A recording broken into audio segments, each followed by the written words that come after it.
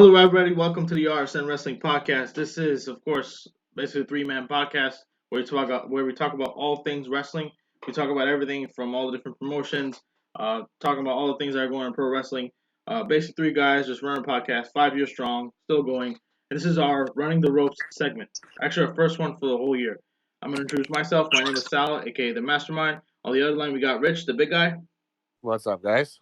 And then on the other line, we also have PWO's own and Music Bugle's own Nick, the Jason Lopez. Not just any Nick, the Nick Lopez. So, Oh, before we kind of go into this, I want to take it off to Nick. Nick, tell us, man. hi there. Top of the morning. It's 9 a.m. somewhere. I kind of like NJL. It's got a ring to it, but I'll blame certain people from AEW for that.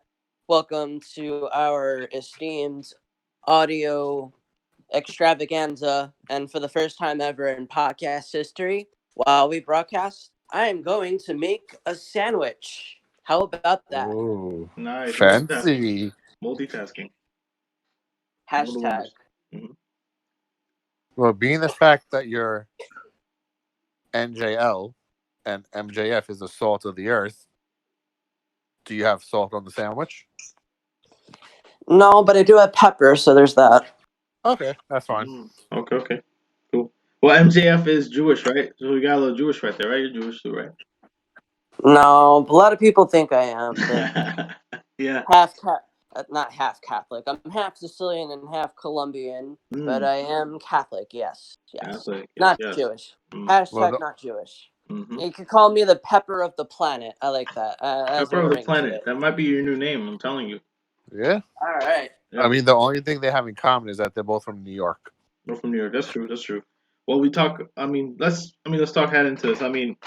So basically in this segment we talk about all things going on the whole year. Of course, basically in the whole month. I'd say Everything, all 24 days. everything, all 24 days. So basically, it's the first show. Big year.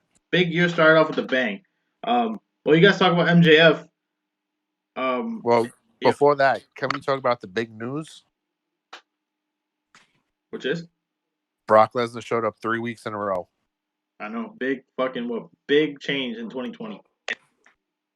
He hasn't missed a show this decade yet. That's a big deal.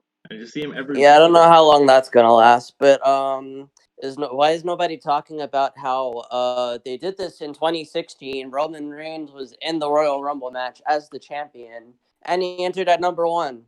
I don't know if the titles. I don't think the title's getting defended, but it's not. It still leans a little bit too close to it for me, and but I mean it is a nice hook. Lesnar kind of at number 1 is just kind of like the be all end all. Well, whoever is number 2 and number 3 and number 4, maybe the first 10 entrants are probably going to get eliminated, and that's probably how they're going to build it from there. Because let's face it, Lesnar is just kind of the biggest threat that they have. I just honestly hope it's not a gateway to what's his face, either Cain Velasquez or Tyson Fury, one of them showing up to be the one to eliminate him. I honestly hope not. I don't think it's going to be Tyson, because I think they said if Tyson wins his next fight against Deontay Wilder, they're going to have a champion versus champion at WrestleMania. I mean, it brings up box office. Like, of course, you see an MMA fighter versus a wrestler. It's like, oh my god, this is a big deal. I mean, if you think about it, was it this month? They had Brock Lesnar's 30th, I think it was 20th anniversary from his NCAA championship win, and it was like a video of him parading around, and the Minnesota Vikings. I think it was like a match or something that they had, and it was just this whole thing like paying tribute to him. So I guess now it kind of brings that in because they played it on ESPN, they played it everywhere. So I guess it's like, okay, let's just bring in more eyes into the product by, let's just bring in another sportsman. Cool. Let's bring in Tyson Fury. Let's bring in Cain Velasquez again. Oh wow, it's gonna be a really interesting thing. But then I think all of us wrestling fans, kind of make like a full gasp, like, come on, man, really? Like, you guys really gonna do this for the biggest show of the year? I think. Well, let me ask you this: do you guys feel like it's more like it's gonna be a waste of let's say like the WrestleMania main event, or do you feel like it's just because of the fact that they're just trying to rinse and repeat the same kind of thing with Brock? I personally the latter. hope, the second one. I personally hope that they do his match towards the beginning of the show. Right. Probably in the beginning, I guess. But then, when Nick was talking about the scenario where maybe they might lead it up, I think I see that. I never thought of it like that. Maybe I was thinking what I was thinking before was maybe it might be the first pick is Brock, of course, and then the second pick is going to be someone that's going to be like a big name. Maybe somebody that's going to have quote unquote revenge on him or something. So it could be Kane. Maybe Dominic comes out. You never know. Or like it could be some kind of thing where it's like Undertaker comes out, Goldberg comes out, somebody comes out. Okay. I honestly thought Dominic was the one who attacked Andrade on Raw this past Monday. I really that would have been a it cool was. setup. That's right. I'm also still waiting for him to randomly turn heel on his father, just so I could get that one feud. Well, I'm just hoping. Yeah, well, they have these matches. Yeah, they have these matches. I really thought that was Dominic also, because the body size, it kind of resembled Dominic. Oh man, yeah. When that mask came off, you're like, wait, you're looking at the mask. You're like, no. I'm like, that's not Dominic. That's got it. And then you're like, oh shit, that's not Dominic. Like, who the fuck is that? And then Humberto. But then like, of course, I forgot he was still in the company. He was doing, yeah, exactly. I thought that I feel like they wrote him off as just it's kind of a cheap way. Like, okay, let's just write him off next week, and then he comes back. It's like, really? Well, I think his push is over. Yeah, I think they said supposedly Vince, just like Cedric, he gave up on him. He gave up on Humberto. Of course, Lars Sullivan, which we'll talk about in a few too. But do we have to? I've seen that one for myself. Just saying. Oh man, but this whole thing with him and this whole, I guess, what is it like? I mean, here's the thing: every big star has to get involved somehow. I mean, you can't blame him. Whatever he's gonna do, to make money, that's what you gotta do. But then, well, when is he due back? By the way, does anyone know? I haven't heard anything. They're probably still waiting for this whole thing to blow over. Yeah. But even when he was set to debut with nothing wrong with him, I mean, I wouldn't say wrong, but like with no like injuries or anything like that. Apparently his push got like derailed because of anxiety issues or something of that nature. I'm not too sure. I'm not a betting man, but I don't think we're gonna be seeing. Well, I know this time he legit got injured. I almost called him Tyler Sullivan for a second, which I honestly think might be a better name for him.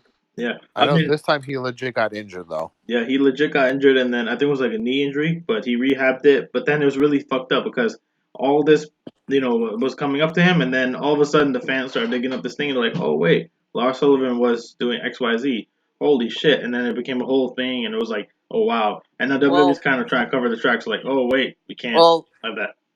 The controversy was because a story had broken out a few months back. Then he made some controversial remarks about the LGBTQ community, and then that's where the irony of this comes out is that, okay, yeah, he did gay porn a while back, so I guess all that shit he was talking about. What do you have to say about it now? I mean, WWE PR is just kind of silently throwing it under the rug and just trying to wait it out, I guess. But for all we know, he could be a Royal Rumble entrant. Yeah, you never know. This is that time of the year. That's right. I mean, we talk about a lot of these picks. I mean, of course, everyone has to remember there were a lot of people who came back early from injury at the Rumble. That's right. I mean, last year, if you saw, there was a lot of big names that came up, but then also it's kind of the fact that it's a shocking factor. I think everybody kind of looks at this, and I think you guys have the same mindset, right? Where it's like, okay, like, and Michael Cole said this earlier on SmackDown when it was on today. It was like, he said, "Oh, it's finally WrestleMania season, or it's about to be WrestleMania season." Every fan knows, okay, that one's Royal Rumble. That's the starting of WrestleMania season. This is where all the big programs start. All the diehards. Yeah, all the diehards. Come on, SummerSlam. That's right. And there's specific fans that go, okay, I just want to watch it for this period. That's it. From January to WrestleMania. After that, it's whatever. Okay, on to the next thing. But then it's like, this is a good way of them kind of getting back. So it's hard to say like who they're gonna pull out and this kind of stuff. But I want to ask you. Yeah, go ahead. I was gonna say, like, who do you guys feel like? What are some surprise picks you think are gonna come out for the Royal Rumble? NXT, maybe former stars, legends, whatever cases. Well, there's only 4 spots left. 4 spots in regards to the total, or just certain stars? There's 4 spots left in total. Because it was 24, and then Miz and Morrison declared, which is 26. So now there's only 4 spots left. Okay. So who do you think those 4 spots are gonna go to? Who do you think is gonna be a special entrant or whatever? Could it be Indie Star? Could it be NXT Star? Could it be somebody returning? Well, they already did Adam Cole 2 years ago, I believe. But then I can't really say that he doesn't belong in the Rumble match because, well, he's kind of the face of NXT. He's probably the most over guy in the company. Right. Not Besides having him in the Tommaso. Rumble would probably do it disservice, being NXT champion and all. Keith Lee could show up just for the fun of it. Yeah. They maybe perhaps they have a NXT UK person show up. I don't know. It could, you never know. What I about? say No, you saying? I'm saying Keith Lee, Walter, Cain Velasquez, Edge. Edge. We got to talk about Edge too. I mean, I was thinking about that too. But then what about? Let's say, okay, let's think. Picture this: Rock comes out, first one to come in, right?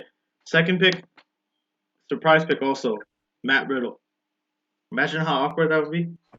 That would be amazing. That would be amazing. But then at the same time, I'd be like, holy shit, like this can be this can go Yeah, Because I remember, don't, I kind don't, of I don't see that happening. they can kind of break kayfabe if they wanted to, but then it's kind of like I mean again we talk about Edge of course, so these things about him coming back and stuff like that, he shot him down I think previously. He said that it's not gonna happen, Yeah, whatever. there was a picture going around of him in a hotel looking at his ring gear. Yeah, but was that an old pick or was that a new pick? It seems like it was an old pick. That was no.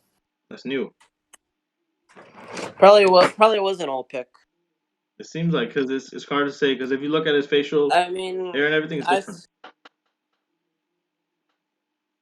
I say it like this: the guy seems like he genuinely wants to wrestle. I think for a guy of his magnitude and his popularity, he can make that announcement over Twitter. So I mean, to kind of just shoot those rumors down, it kind of falls in line. Plus, don't forget with all the attention to concussions and things like that. Daniel Bryan. Obviously, we had to wait like 3-4 years for him to almost get back into action, but eventually it did happen. But even with Daniel Bryan's style of wrestling, sometimes I still cringe a little bit because I think he goes a little bit too hard in the ring. That's for damn But sure. that's just WWE's take on it now, and kind of brings me to another point actually, because I'm not sure if any of you guys watched David Benoit's interview with Chris Van Vliet. Yeah, I've seen that. I I seen think it. it went up last weekend, Yeah. and he was talking about how he wants to wrestle, and he would be Chris Benoit Jr. He already has like kind of like his dad's wrestling tights with the club marks on them, already all set and ready to go. He just wants to train. So I mean that's really interesting actually. But and he was talking about how his father had all sorts of concussion issues and things of that nature. In reality, probably the Benoit situation is why WWE, is so on top of concussions and things like that. So I mean, if you're gonna have somebody like Edge come back, he probably has probably 10 obstacles to overcome just to even be able to say like, all right, you got the green light, you could do this, and that. I mean, he did spear Elias at SummerSlam, but I'm sure that he had to do a lot to even just get the green light to do that. So I don't think we're going to see Edge personally. But I do have to bring up the pink elephant in the room. CM Punk. CM Do you Punk, think he's showing up? Fuck him. Yeah, I mean it's kind of like this. People were saying I seen a lot of things on Instagram where they were posting up. They're saying that his whole backstage entrance and everything, the whole, him touching the ground, swiveling his hand around there in figure eights, and then going, pointing on his wrist like it's clobber time, right? So they're saying this whole thing is, it's him getting ready for the Rumble. Oh my God! It's at this point, it's kind of like he said he doesn't want to do wrestling anymore. They said even if they gave him the money, he probably would consider it. Doesn't mean that actually is going to do it 100%. He's been giving out teases. I doubt it. What if it's a one-off appearance? one-off, but then I think it's still gonna ask the fans to kind of say, "Oh, we still want him back." There's still a certain segment of the audience that's like, "Oh, you know, It would yeah, be ironic though, because Royal Rumble 2014 was his last ever match. that's right." And then 2020, he has this next match. Oh, he comes back in his first match in what 6 years, 7 years. So Yeah, I mean, I don't see it happening. It probably is just a pipe dream, but mhm, you post one thing on the internet, and the wrestling community goes wild. So what can you really say? that's right. Well, I mean, How about this one? Brian Cage. that could be interesting. I was gonna say also along your Well, I lines think too. he's rumored to have signed with Was it MLW? AEW, I believe. Oh, Ah, AEW. Melissa Santos said, "How is that possible when there was no papers?" Could be a verbal agreement. Could be, could be. It could be like a situation where it's like how AJ was in 2016, where he went over quote unquote to Dixie's house and they agreed to it, but then they didn't do it. Whatever case, I don't know, some other bullshit like that. But I was gonna say, what about let's say Killer Cross? I was gonna say also Killer Cross might show up I maybe. have heard he has been in talks with 4 different companies, Yeah, he's like a big top prospect. Like all the and Well, they even want him. said the they funny even thing said he's going to is, get the AJ treatment. He's going to go straight to the main roster. I hope it the, happens. the funny thing is, I think somebody like him probably needs to kind of go through NXT. Even though he was a prominent face on West Coast Wrestling Connection when I covered them a few years back. Um, Also, another topic I want to bring up. Maybe this is just me. I don't know. But I've actually been really enjoying Raw the last few weeks. I don't know about you guys, but It has been good, I'm feeling with the I'm feeling the exception groove. of I'm feeling the groove. It like things are kind of Yeah, they're making sense. They're logical. It's we're getting at least two really good matches each week. yeah, The Rollins characters clicking, Joe and Owens. I'm enjoying what I see, and it's I think it's all most of the credit should go to Paul Heyman. yeah. Like the that guy only should just book life. Mhm. the only bad thing with Raw is the Lashley, Rusev, And Lana, the funny Morgan. thing is, it's like, all right, give me 20 minutes of Alistair and Murphy, and give me Mysterio and Andrade. Do whatever the fuck you want to do with Lana and what's his face and who's their names and And Bob. HLA and this and that. I That's don't right. mind it. Yeah, And yeah, And actually, I kind of think it's one of those things where it's become so bad that it's kind of entertaining. I mean, if the idea is of it to just make it as horrible as it can be, as over the top as possible, and the funny thing is, now that I think it's taking off a little bit, I think Lana's probably the most to benefit from everything.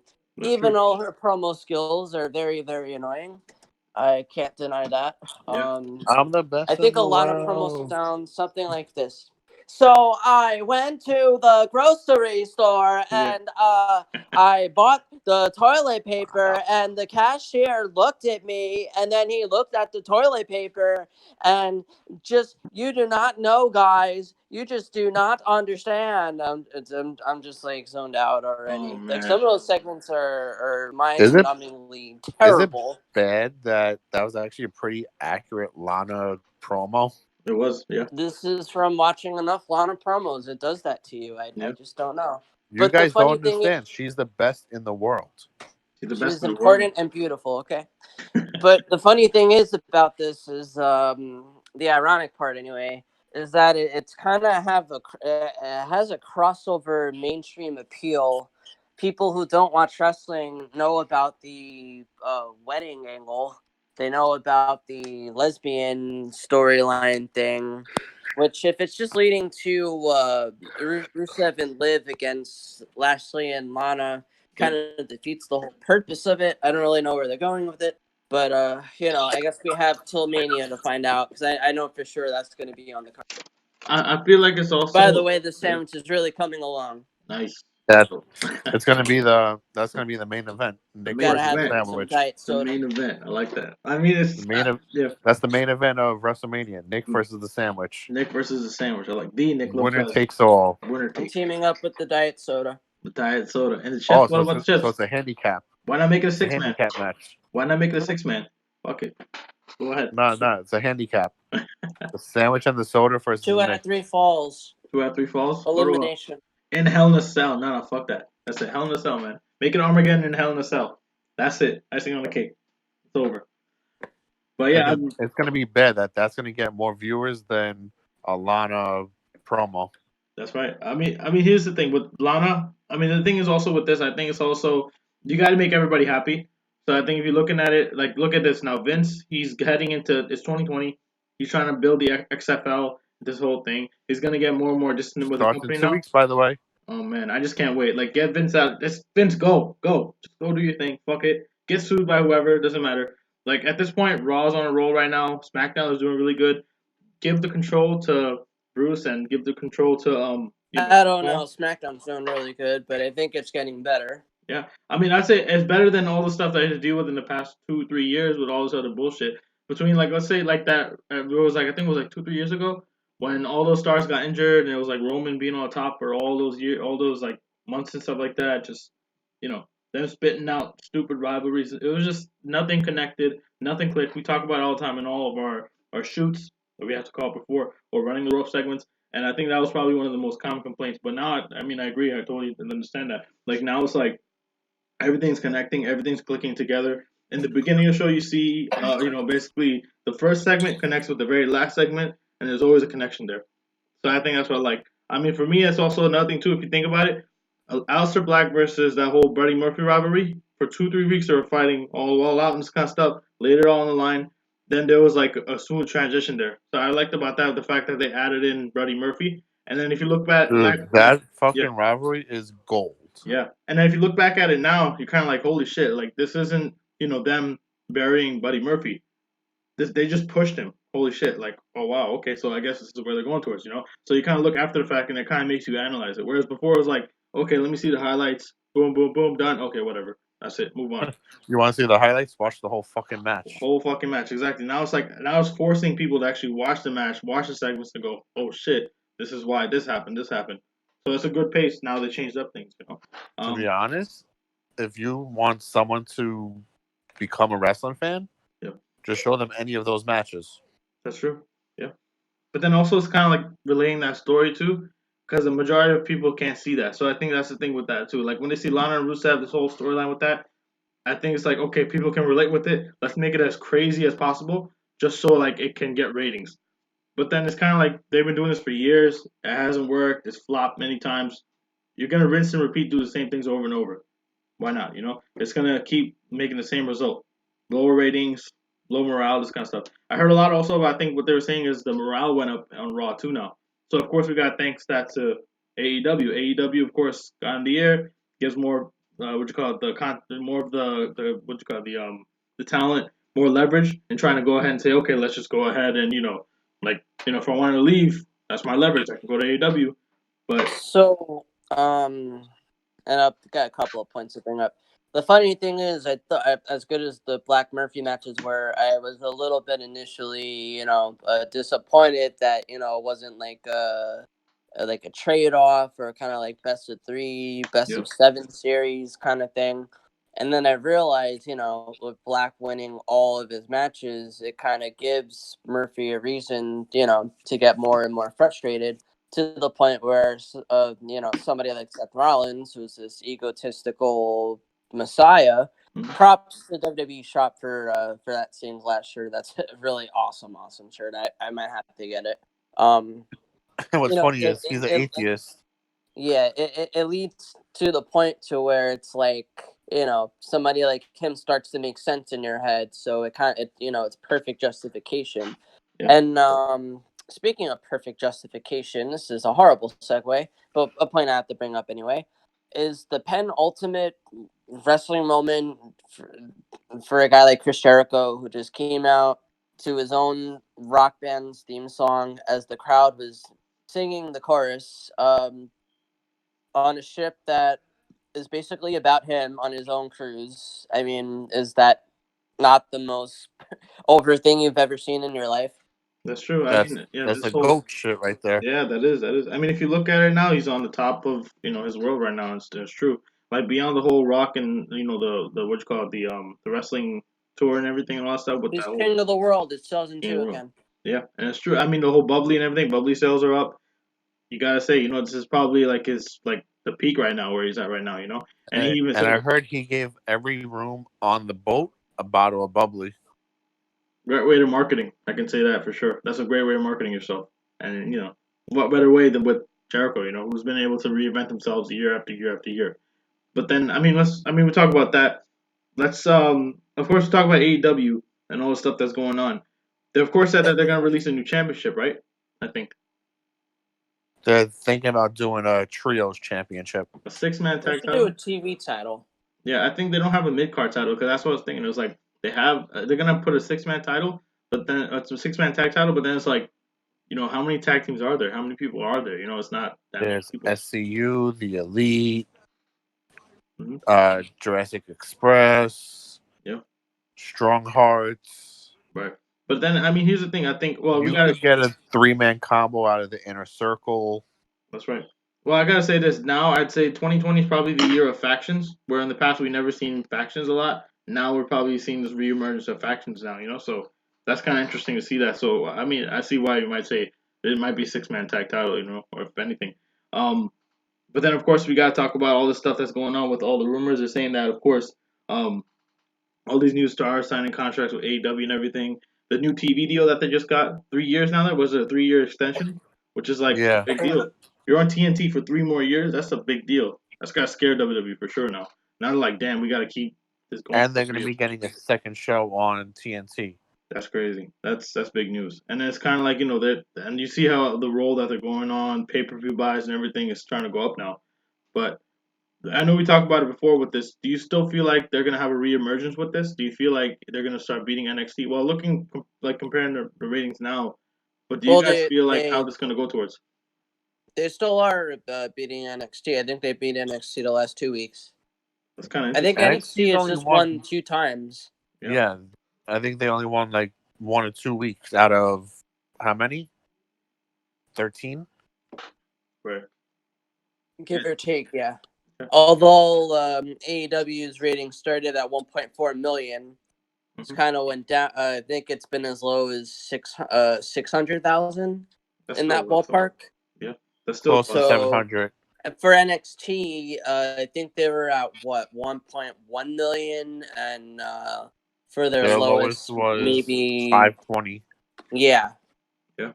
I think if you're looking at in terms of like the ratings and investors, which at this point is just Tony Khan and his dad, they're kind of like, listen, they're on a roll. It's good. Let's just keep it going. And they even said we're not trying to compete with WWE, but if you take WWE into the equation and they're looking at it like that, they're like, oh yeah, we're definitely beating them in the ratings, or oh wow, our ratings are staggering. But then if you look at it in the total picture, I think really it's just a lot of stuff where the fans I think will kind of decide that because of course we always talk about it where if something happens on NXT, okay, AEW follows up with it, and then we either way we're following and tracking both things at the same time. How many of you guys? Well, I mean, you just gotta yeah, remember this. It was so bad they made NXT have to go live. that's true. It scared them. On top of it, I don't know if you guys seen this picture where it was on a New York City subway. Of course, we always talk about this. New York City, big wrestling fan base right here. And on the subway, there's basically 2 advertisements. One, I think it was 2 advertisements for NXT, the face with Oh AEW. no, Yeah, That's it was yeah. wild. one There's picture one. of NXT Hmm. and someone spray painted over it with Yeah, AEW. that's wild. That's some diehard fans. Like I I say did that. see. I did see an NXT advertisement in the Grand Street station, which is Chinatown. When you're on the D train going into the city, it's the first stop. I recall seeing it. I just I didn't see them right over it, but I saw the original. Wow, that's wild. But that's some balls. Like that, you could tell this is like where it's starting to become that point now. But do you guys feel like this will be the year where it's gonna start heading into this whole thing like with Nitro and Raw, or do you feel like it's still gotta take more time, or do you feel it's just not I gonna think be the we're same? already, to be honest, I think we're already at that stage. Why so? Just for the fact of the ratings war. So it's kind of back and forth, We're already there. right? What about you, Nick? What do you think? Are we there yet, or are we still? It still gotta take some time to develop. We've been there, but I think the audience for both shows is kind of growing little by little, which can only be a good thing. More people are watching, which is what you want. Um, but again, it's funny because people are so loyal to one or the other. I'm just kind of the guy who flips back and forth depending on who has a not picture in picture commercial. Yeah, I mean it's true. I mean it's kind of I do. I watch one, and then I watch the second one after.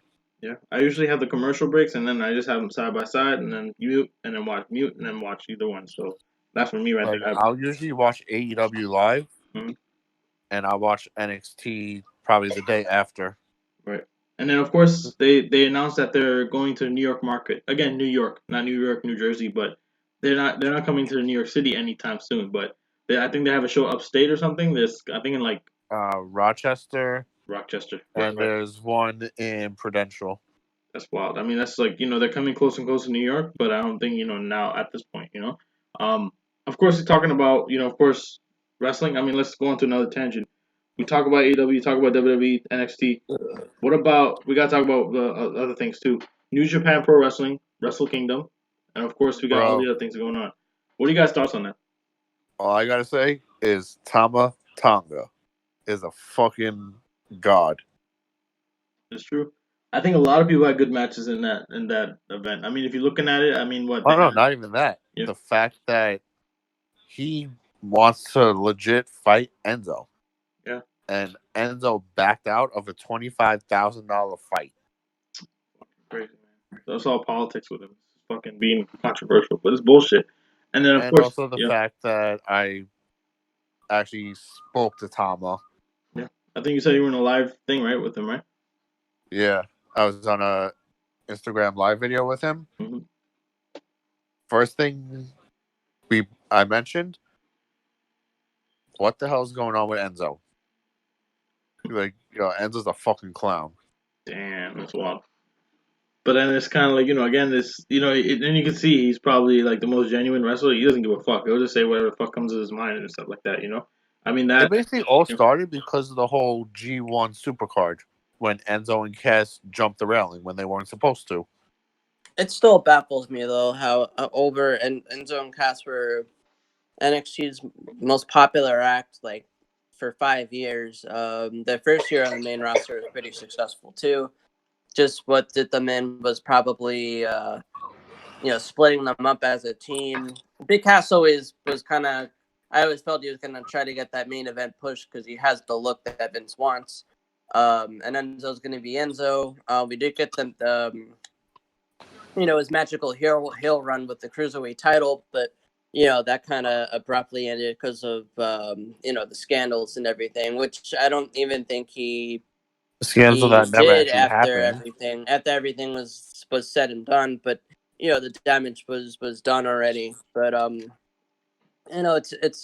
it's interesting. I mean, I personally haven't watched Wrestle Kingdom, but It there was was a point I great. wanted. it There was a was. point I wanted to bring up though, because I believe it's a 2-day event now. Yeah. So Yes. they had. I think the big highlight was there were a couple matches that were highlights, but I I think did see a snippet of what's their faces, probably Will Naito. Ospreay and Well, yeah, Will Ospreay and I think what was it? Was it forgot the guy's name. He's a junior heavyweight. Popular junior heavyweight. Fuck, man, what's his name? Who Shit. the fuck did he fight? the ticking time bomb. Yeah, I'm trying to remember his name. He was former junior heavyweight champ, I think, before Who the Ospreay. fuck did he fight? Holy shit. One sec. But then But I mean, yeah, they had a whole bunch of matches, of course. anyway, Yeah. my highlight for Wrestle Kingdom, Thunder Liger. Thunder Liger, yeah, 30 was it 30 years or 40 years? Or 4 decades he competed, but 30 years altogether. Yeah. That's wild. That's some dedication right there. I mean, on top of the fact we had, and then of course, unfortunately, we had the passing of La Parca, another great legend in AAA. Competed around the same amount of years. Not Yeah, just so everyone knows, it wasn't the one from WCW. right. But still, nonetheless, still a legendary name. I mean, it just fits off. Because Yeah, everyone was getting confused. Everyone thought it was L.A. Park. L.A. Parker, yeah. So L.A. Parker is different from La Parker. There's difference. And then, I mean, of course, the fact that I think you're talking Then about we had Ospreay Rocky and Takahashi. Johnson. Yeah, and Takahashi, Hiromu Takahashi, who had I think, a junior heavyweight title match. Of course, they had one of the biggest things for those two nights was, of course, I think it was Naito and Okada. So, of course, Naito won I am the IC so title. fucking happy Okada finally lost the match. That's wild. And then on top of the fact, Naito was the one that fulfilled that whole quote unquote prophecy. Of course, I think Kota Ibushi was the one that kind of introduced that popularly, where he's like, oh, you know what, we're gonna have, I want to be the first person to hold both belts, and to have Naito do that, that's even better now, because Naito's probably the most underrated talent, I'd say, at the time. I mean, of course, the fact that And between then we also had Moxley. yeah, Moxley as well, and it's like again Moxley and I think Jericho defended it. Well, they competed on what you call it during Jericho fought, and the stipulation was if who do you fight? Tanahashi. If Tanahashi won, he gets a future shot at the AEW title on AEW TV. Well, what do you think was the politics behind that? I think they said that they didn't want to work with them, or what was it? I don't think Tanahashi wanted to work outside of New Japan. Wow, that's wild. I think that's what it was. I think it was nothing with New Japan. I think it was just Tanahashi wants to work with New Japan, and that's it. Wow. But then it's also like He's yeah. like one of those committed people. I'm with this company, so all I'm doing is working with this company. Right. But Like then, I think the exception was Ring of Honor because it was the Ring of Honor for his New Japan card. yeah. But then also I think that was the only exception. yeah. But then he competed. I think in 2010 he competed with TNA too. He did a little thing with Impact also. Way back. He wasn't in New Japan yet. Yeah. Well, he wasn't in New Japan. He was like a big he's a staple there, man. What are you talking He about? was there in 2010. He was there, yeah. He was on and off. So I think he competed early 2000s. Him, Tanahashi, Okada, and Nakamura all were like the aces during the whole New Japan thing. And then like I think from the 2000s to like the late 2010s. And then of course I think he ended up coming back and forth. And then like he worked in different promotions. I think he worked CMLL in what you call it, I think Puerto Rico or somewhere in Latin America. And then next thing you know, they started bringing him to North America, and that's when TNA I think called him for like a match or something. It was like a little thing, like one night only pay per view, I guess. But then it's like, oh yeah, it was. Yeah. It was like the World Right. something. Yeah. The World Cup. That's right. And I think it's just, and you're right. He is loyal to New Japan. I think he's like, you know what, I'm gonna stay with New Japan. Same thing with, let's say, for example, He's technically their John Cena, the one Yeah. loyal person. Basically, he's like their face of the company, and it's true.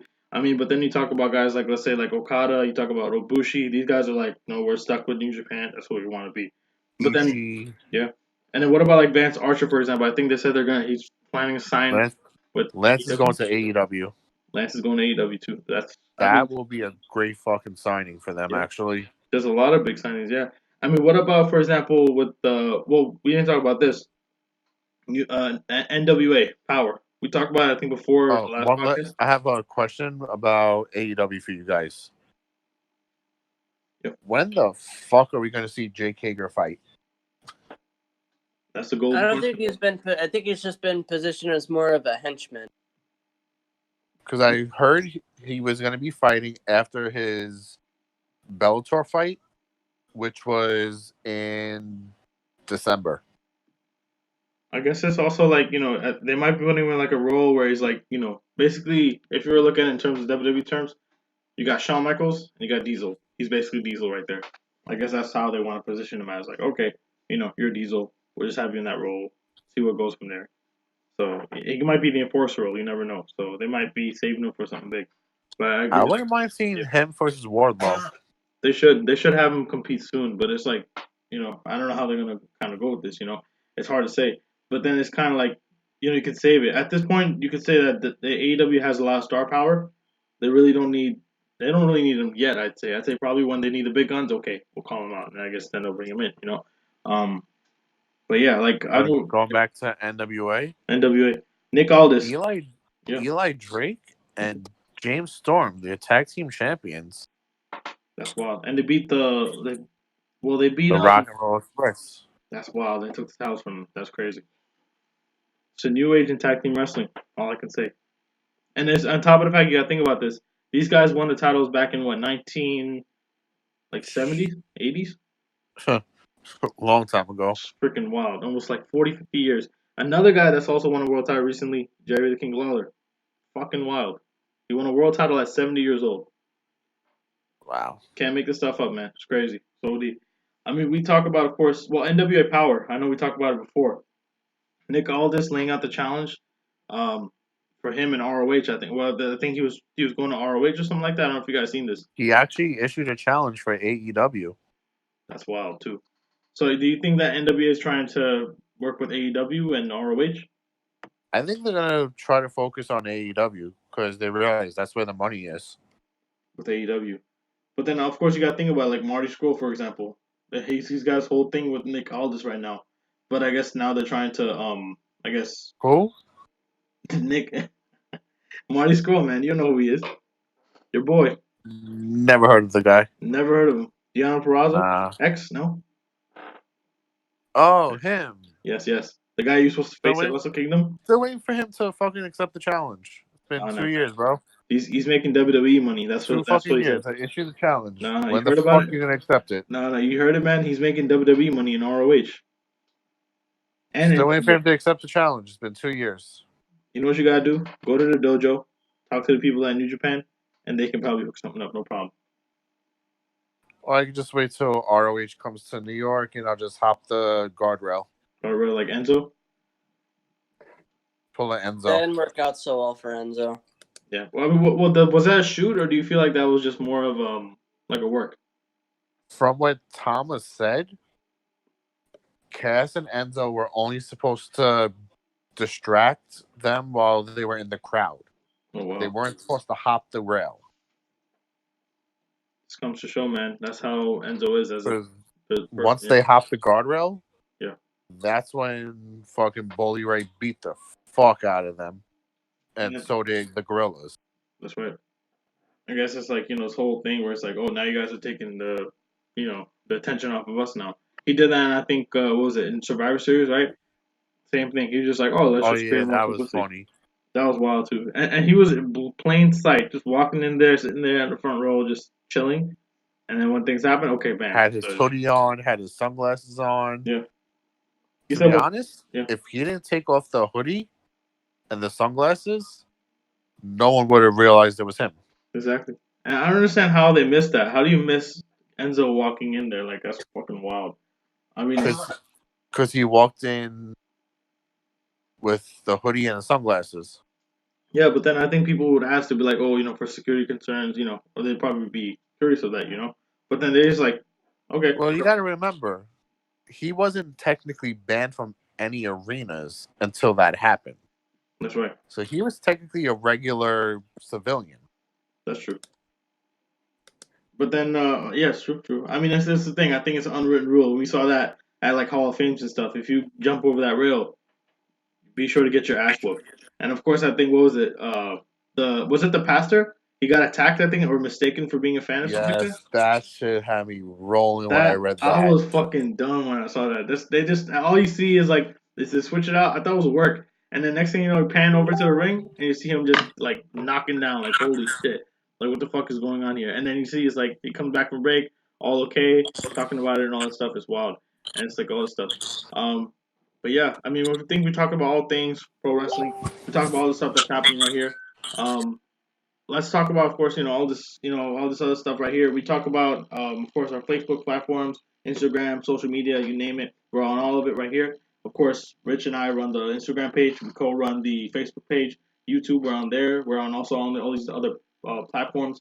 New podcast coming out soon. So, of course, we got a new topic coming up. We'll keep you guys tuned for that. We also have our year-end in review show. We'll actually be posting up part 1, part 2 in the coming weeks. And also, again, on all these different platforms. And on top of the fact, you gotta check out Nick's what's it called, website platforms. Of course, we're gonna talk about PWO, Pro Wrestling Opinion. We always talk about it. Best platform where you can get your minute-to-minute basic reviews and all stuff. Yep. Before we go, tell them the story. I would say this all the time. I mean, I can relate it right now because I'm not in school anymore. But when I used to be in school, I used to sit down in the back of the class. I wouldn't suggest this, kids, but you're like, oh man, what can I do? I'm Kids, do bored. not listen to this part of the story. Yeah, yeah. But then it's kind of like you get bored. You don't know what to do. You can't just go ahead and pull up YouTube and start watching wrestling matches because it's like, oh wait, you're being a dickhead. Oh, they're gonna know you're watching shit. So what do you do instead? Be smart. Go on PWO, Pro Wrestling Opinion. Open that up, and you get to see everything that's going on minute by minute. It's like kind of like I'm picturing the match as it's going through. So definitely give it a shot. Definitely give it a click and definitely check it out. Pro Wrestling Opinion, PWO. Also, check out Music Bugle. Nick, you gotta tell us about that, man. What's coming up? All right, coolio. So yeah, PWO is a gold mine. If you enjoy reading wrestling reviews, I basically put myself through the unenviable task of watching every single show on the mainstream circuit of 2015, 2016, a little bit of 2017. But basically, every episode of Raw, SmackDown, Lucha Underground, West Coast Wrestling Connection, a little bit of New Japan, a little bit of everything. Sure, once the draft brand split happened and they had pay-per-views every 2 weeks, kind of got a little bit overwhelmed with that. But every now and then I'll still review a classic show. Actually, pretty soon I'm going to be putting up another review. Intermission, my 15-minute wrestling podcast, which is exclusive to Station Head, which Rich is also a part of. Going to be having some episodes come up on there as well. Also, Music Bugle, which is my other technological baby. Basically, I post news, uh, music news, song of the day. I also do interviews and features with bands, musicians, things of that nature. Going to be having 2 new interviews coming out probably tomorrow or the next day. So if you're into music and this is open to any genre, feel free to check it out, themusicbugle.com. Also going to be having a Station Head exclusive show coming soon. It's in the works. Basically, it'd be something along the lines of news and tunes. So chill with me for an hour, and I'll play some new songs, and we'll just laugh about the day because there's just not enough of that to go around. But if you do want to laugh, listen to a Lana promo. That's right, definitely. And then, of course, like I said, we also have all different content coming up for us and wrestling podcast. Of course, we're always here. 5 years in a row, we're still going. But then again, stay tuned. We still got all the stuff going on. Again, all the other platforms, there will be all links on our website, stuff like that, all social media platforms. Again, this is the Arts and Wrestling Podcast. We'll see you guys out. This is Sal clocking out. And we got the See big you guy guys. and also Nick. Bye, RSN Universe. We'll see you guys. Have a good one.